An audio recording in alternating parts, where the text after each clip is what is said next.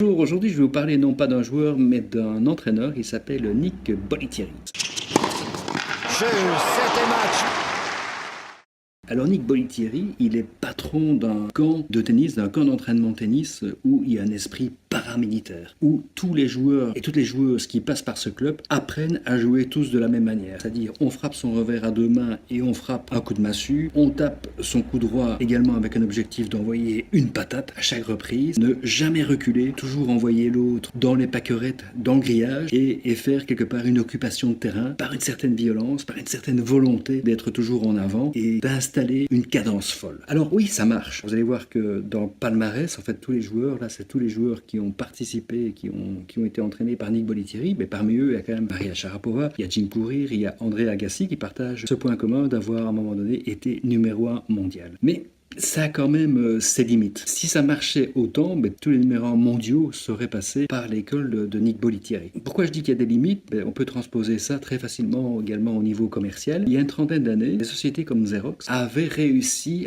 à cadrer ce qui était un trajet commercial parfait, à enseigner à ses commerciaux de poser les bonnes questions, avec chaque fois des argumentations quasi toujours identiques, et donc il y avait une batterie de contre-argumentations qui était faite.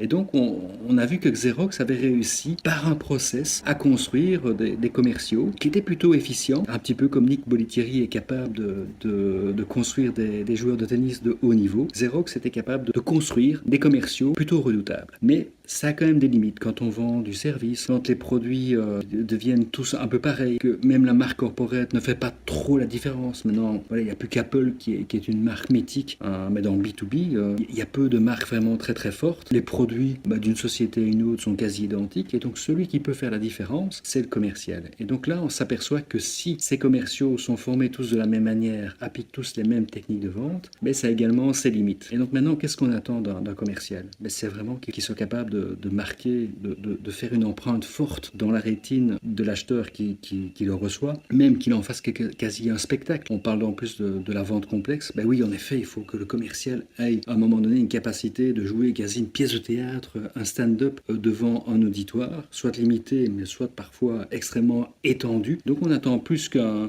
commercial soit simplement quelqu'un qui maîtrise bien les techniques de vente. Donc il faut un peu plus que ça. Je pense que l'avenir qui nous est réservé par les réseaux sociaux va accentuer cette volonté de faire un commercial, vraiment quelqu'un dont on retient la personnalité, quelqu'un, finalement, on oublie même ce qu'il a dit, mais on retient qu'on avait envie de travailler avec lui, quelqu'un qui donne envie d'être vu et revu chaque fois parce qu'il apporte quelque chose d'autre. Ça va être un retour aux fondamentaux, mais aux vrais fondamentaux, c'est-à-dire apporter d'authenticité dans la relation, et on va s'orienter vers une vente où il y aura moins de process. C'est mon avis, mais je pense qu'il est partagé par pas mal de gens. À très bientôt.